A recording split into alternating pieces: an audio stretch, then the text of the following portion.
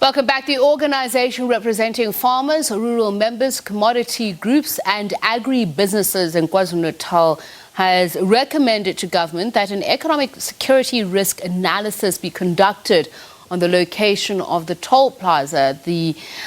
Sandy Lamarck is the CEO of Kwanalu, or KwaZulu-Natal Agricultural Union. She says they've made the call to Minister Thoko Didiza following the unrest in parts of Gauteng and in KwaZulu-Natal. She joins us now to talk more about this. A very good evening to you, and thank you so much for speaking to us. So talk to us about your concerns around the Moireva toll plaza, and why do you believe the location of it is jeopardized and is a catalyst for unrest? Good afternoon. Thank you very much for the opportunity. So this last few days, we saw the significant unrest in KwaZulu-Natal, and we saw the closing of the Moireva toll plaza.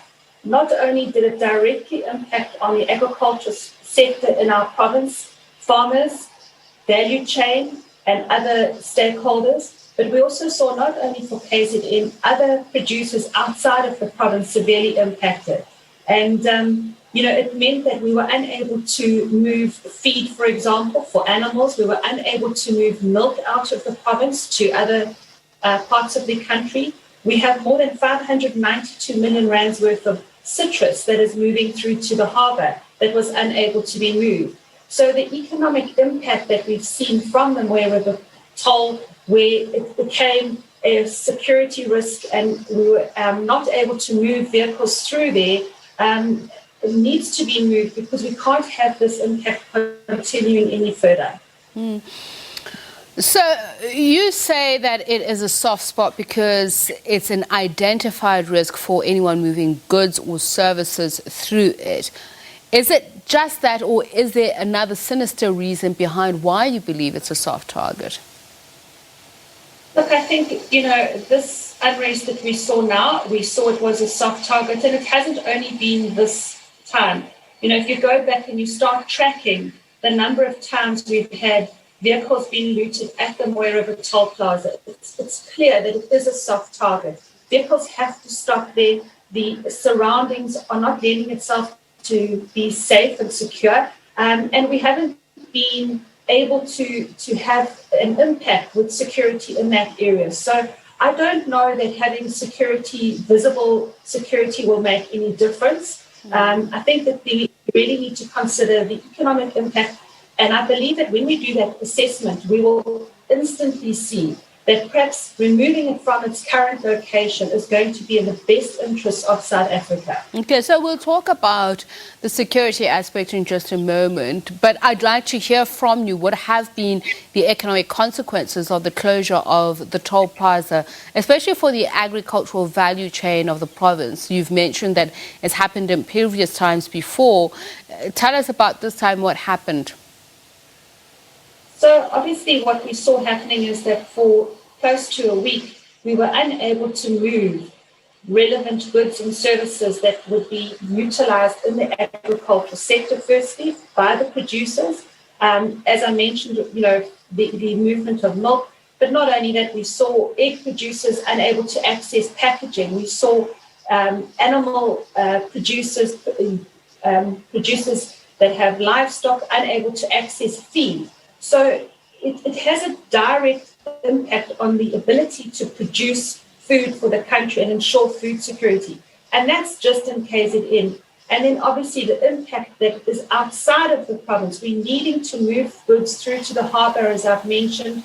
And each industry are starting to report that they are being able to measure significant losses. And, we've just come off the back of this disaster, and it's still in the process of measuring it. People are doing assessments, undertaking various reports to have a look at what the consequence is or was of what we saw specifically over the last few days. Some of those I've heard are farmers having to dump milk. You say not because they wanted to, but because they couldn't move their goods safely through the toll plaza.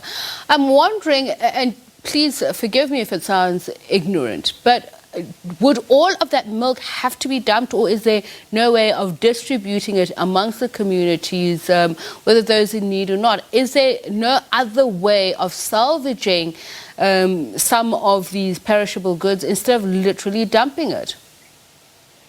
So certainly it's an interesting question, because the challenge that we had was not only that the Mooi River toll was closed, for example, but many of the rural roads were totally impassable.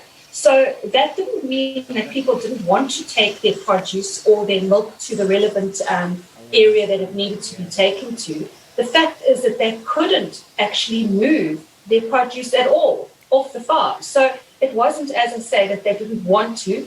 In some areas where people were able to rather redirect their produce or their milk, that was certainly done. But unfortunately, in many areas, they were unable to actually leave the farm itself to take that produce to communities that may have needed it. So it wasn't a choice that was made lightly by many of these farmers. Okay. They were forced, unfortunately, to make that decision. So you were saying that we as a whole will only know the effect of the assessment and what can be done, and you're not sure that the security aspect will be enough. But I'm just wondering, what are you suggesting happen beyond the assessment? AG Biz, the chief executive, for instance, was saying that a high security fence should be erected to secure the freeway through the whole Mooi River municipal area. And I'm wondering, if people are determined saboteurs, surely you would agree with me that they'll be able to scale it and continue to do damage.